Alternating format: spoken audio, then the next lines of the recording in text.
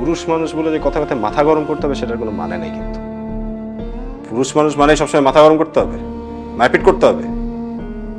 কে শিখেছে এটা? পুরুষ মানুষের সবচেয়ে বড় শক্তি তার ধৈর্যে। দায়িত্ববান হতে শিখো। আজকে তোমার যদি কিছু হয়ে যেত, তা তোমার আপার কি হতো একবার চিন্তা করছো? কই যাইতো এই মানুষটা? This is your last warning. এরপর থেকে ভবিষ্যতে যদি কোনোদিন এরকম কিছু করো, আমাকে অন্তত পাবা না। আবার কাছে মাফ চা, মাফ চা তানভীর। সরি। শেষ কথাটা সালমার জন্য। সালমা, জীবনে একটু নরম হতে শিখ, একটু ক্ষমা করতে শিখ।